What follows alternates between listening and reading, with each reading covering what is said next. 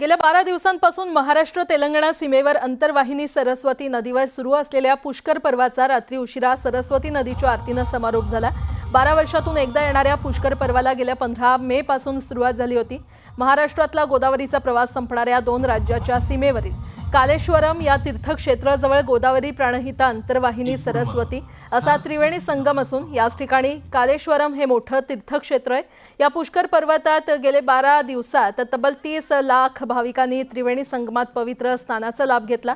रात्री उशिरा काशी इथून आलेल्या 8 पंडितांच्या हस्ते अंतर्वाहिनी सरस्वती नदीची गंगा आरती करण्यात आली आणि ही गंगा आरती पाहण्यासाठी मोठ्या प्रमाणात भाविक उपस्थित होते। तर गंगा आरतीनंतर हे पुष्कर पर्व समाप्त झाल्याचं जाहीर करण्यात आलं। महाराष्ट्र तेलंगणा सीमेवर असलेल्या त्रिवेणी संगमाच्या ठिकाणी गेले 10 दिवस लाखो भाविकांची गर्दी होती। गडचिरोली जिल्ह्याचं शेवटचं टोक, तेलंगणाचं शेवटचं टोक या ठिकाणी गोदावरी प्राणहिता अंतर्वाहिनी सरस्वती अदृश्य नदी असा त्रिवेणी संगम आहे आणि या त्रिवेणी संगमाच्या ठिकाणी सिंहस्थ पर्व म्हणजे पुष्कर पर्व सुरू झालेला आहे। 15 मे पासून सुरू झालेल्या पुष्कर पर्वात या ठिकाणी हा जो त्रिवेणी संगम आहे, पलीकडे महाराष्ट्राचा सीमावर्ती भाग आहे। गोदावरी या ठिकाणी येते, गोदावरीचा महाराष्ट्रातला प्रवास या ठिकाणी थांबतो। प्राणहिता गोदावरीमध्ये सरस्वती अंतर्वाहिनी असा त्रिवेणी संगम आहे आणि 12 नद्यांचा ज्या पुराणात उल्लेख आहे, ज्या ठिकाणी सिंहस्थ पर्व लागते त्यामध्ये अंतर्वाहिनी सरस्वती नदी आहे। मिथुन राशीचा अंतर्वाहिनी नदीमध्ये प्रवेश होत असल्यामुळे 15 मे पासून या ठिकाणी हे पुष्कर पर्व म्हणजे सिंहस्थ कुंभ सुरू झालेला आहे। तुम्ही कुठून आले आहात? मी हैदराबादवरून आलो आहे। ॲक्च्युली इथं जे आहे त्रिवेणी संगम जसं म्हणजे तुम्ही कलरसुद्धा बघू शकता तुम्ही, एक म्हणजे पांढरा कलर आणि ब्लॅक कलर असं दिसते आणि गोदावरी आणि प्राणहिताचा संगम आहे आणि खालून अंतर्वाहिनी सरस्वती वाहते आणि हा एक मतलब खूपच म्हणजे काशी कन्ना कालेश्वरम गोप्पा म्हणून एक वर्ड आहे म्हणजे तेलुगूमध्ये, म्हणजे काशीमध्ये गेलं आणि इथं आंघोळ केलं तर सारखंच आहे। याचा म्हणजे एवढा म्हणजे तुम्हाला पुण्य भेटेल असं।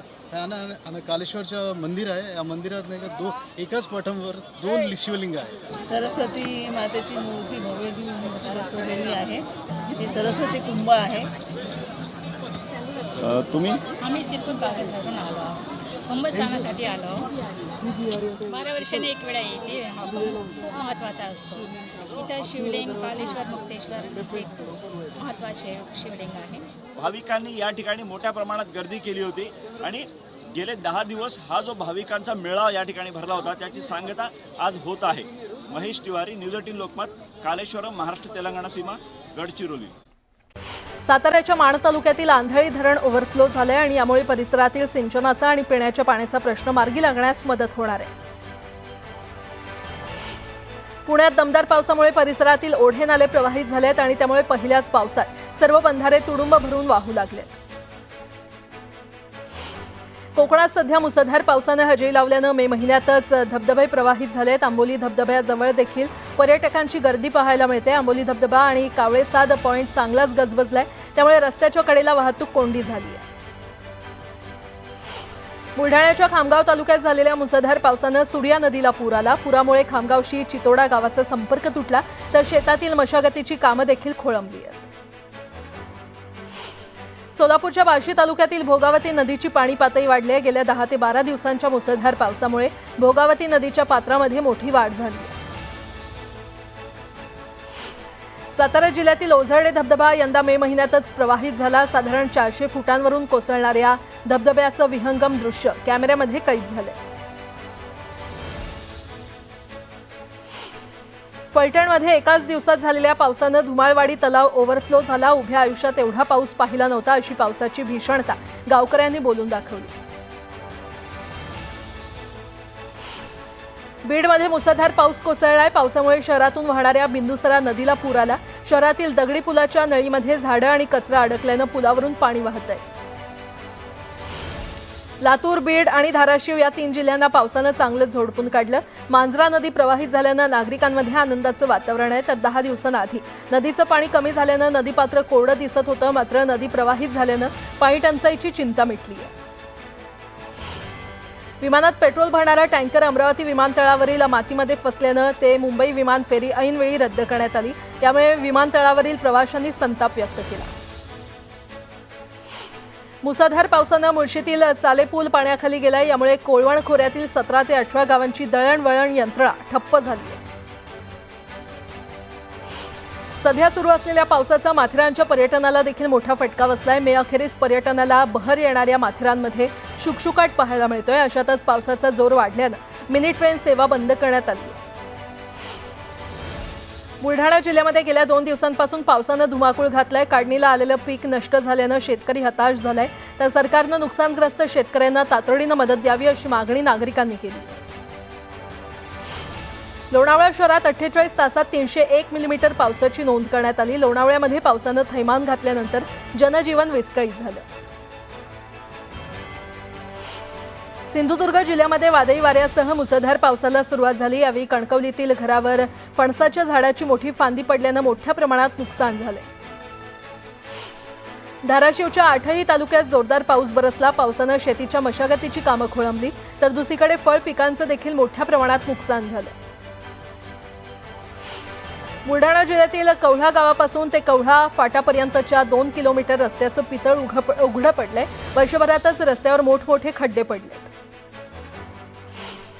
धाराशिवच्या लोहारा आणि भूम तालुक्यात तुफान पाऊस बरसला। चिंचपूर ढगे येथील बाणगंगा नदीला पूर आल्यानं शेतीला मोठा फटका बसला। लोणावळ्यातील आई एकविरा गडावर जाणारा मार्ग मुसळधार पावसामुळे चिखलमय आणि निसरडा झालाय। याबाबत मनसेनं इशारा देताच प्रशासन खडबडून जागं झालं। गडावर जाणाऱ्या रस्त्याची दुरुस्ती करण्याचं काम प्रशासनानं हाती घेतलंय। वेंगुर्ले मठ परबवाडी येथील डोंगर पायथ्याशी असणाऱ्या 40 घरांना डोंगर खचल्यानं धोका निर्माण झालाय। रस्ताच नसल्यानं रुग्णांना घोंगडीमधून रुग्णालयाकडे नेण्याची वेळ आली आणि यामुळे तातडीनं रस्ता करण्याची मागणी ग्रामस्थांनी केली आहे। सातारा ठोसेघर मार्गावर बोर्णे गावाजवळ दरड कोसळली असून या मार्गावरील वाहतूक बंद करण्यात आली आहे। दुधाचे टेम्पो देखील रस्त्यावरच अडकून पडले। मुंबईला जाणारे लोक वाहनातच अडकले। अचानक आलेल्या पावसामुळे बारामतीमध्ये मोठ्या प्रमाणात शेतीचं नुकसान झालं। हातातोंडाशी आलेला घास निसर्गानं हिरावल्यानं शेतकरी हतबल झालाय।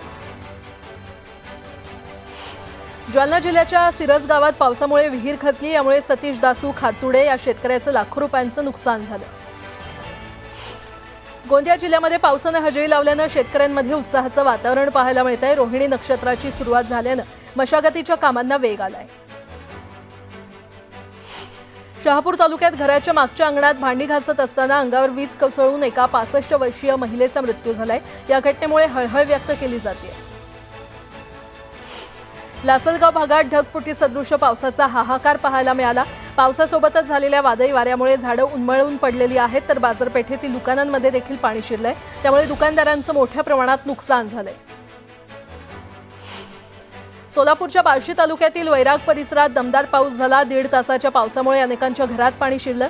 शेतकऱ्यांनी भरून ठेवलेल्या धान्याचं मोठं नुकसान झालं। मावळ तालुक्यात अतिवृष्टीमुळे होणारी पडझड थांबवण्यासाठी आमदार सुनील शेळके यांनी प्रशासकीय अधिकाऱ्यांची तातडीची बैठक घेतली। वेळेत नाले सफाई झाली असती तर ही परिस्थिती ओढावली नसती। यावर प्रशासकीय बैठकीत विचारमंथन मांडण्यात आलं। मुरबाड मतदारसंघातील फळेगाव येथील शेतकऱ्याच्या तबेल्यावर वीज पडून 4 गायींचा मृत्यू झालाय। त्यामुळे शेतकऱ्यांचं मोठ्या प्रमाणात नुकसान झालंय।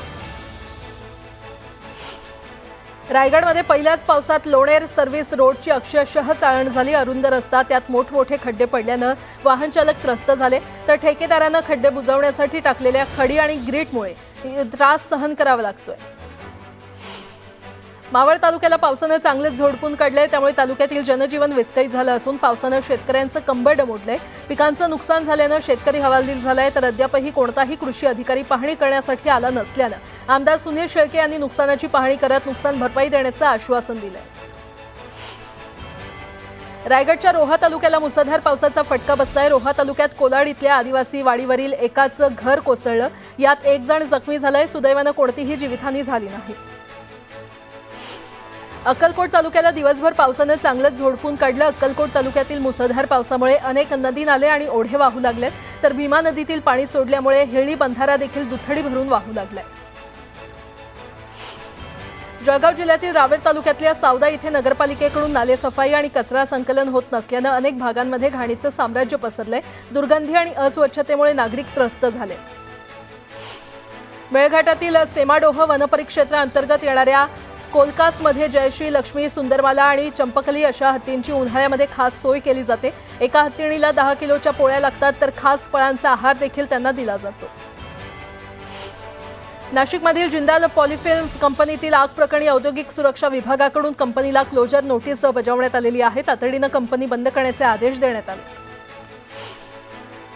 अमरावती एसटी महामंडळाचा गलथान कारभार चव्हाट्यावर आलाय. प्रवाशांना भंगार बसेसचा फटका बसल्यानं नागरिकांनी संताप व्यक्त केलाय. यावेळी खासदार बळवंत वानखडे यांनी तात्काळ घटनास्थळी भेट देत दखल घेतलेली आहे.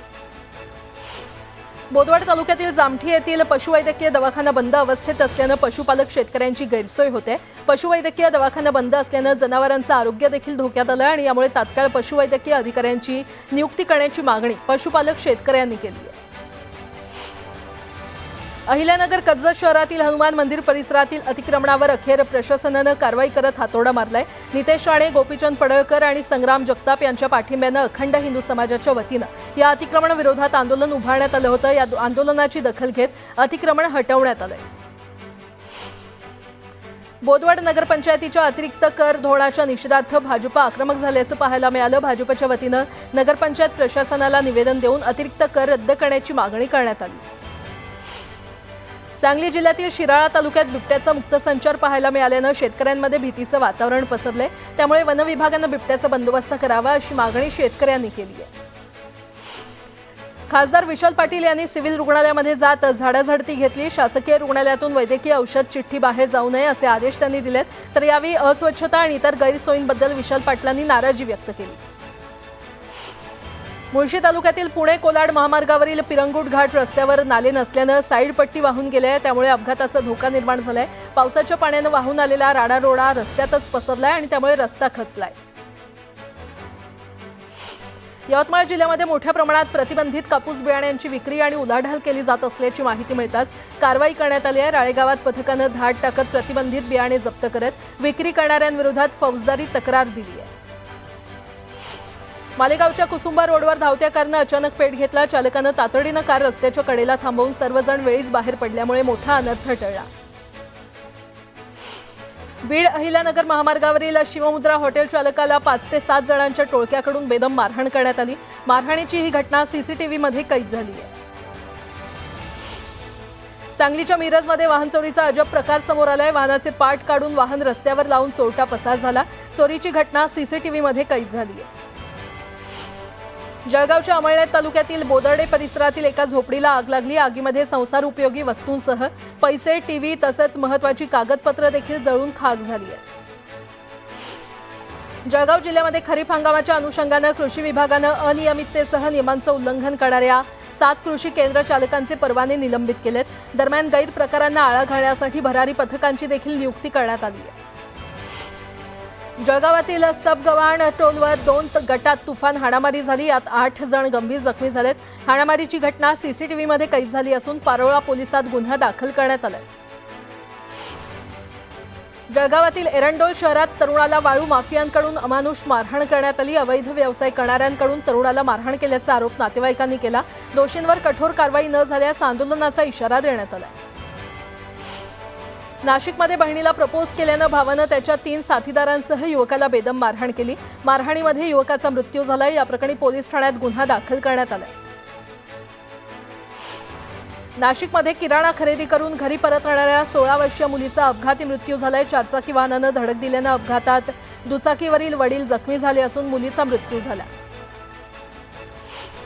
छत्रपती संभाजीनगरमध्ये सावत्र बापानंच 19 वर्षीय मुलीवर अत्याचार केला. मुलीवर अत्याचार करत नराधम बापानं चित्रीकरण देखील केलं. कुणाला काही सांगितल्यास व्हिडिओ व्हायरल करण्याची धमकी त्यानं दिली. त्यामुळे पोलिसांनी या आरोपीला अटक केली आहे. विक्रोळीतील कन्नमवार नगरमधील मैदानात 3 तरुणांच्या अंगावर झाड कोसळलं. यात एका तरुणाचा दुर्दैवी मृत्यू झालाय. छगन भुजबळ राज्याचे उपमुख्यमंत्री काय, देशाचे पंतप्रधान जरी झाले तरी त्यांचं स्वागतच करू अशी उपरोधिक टीका राज्याचे कृषी मंत्री माणिकराव कोकाटे यांनी केली आहे. खुलताबादमधून औरंगजेबाचं नामोनिशाण मिटवून छत्रपती संभाजी महाराजांचं भव्य स्मारक उभारू अशी माहिती आमदार संजय केणेकर यांनी दिली आहे. संभाजीराजांच्या भव्य स्मारकानंतर खुलताबादची वेगळी ओळख निर्माण होईल असा निर्धार त्यांनी व्यक्त केला.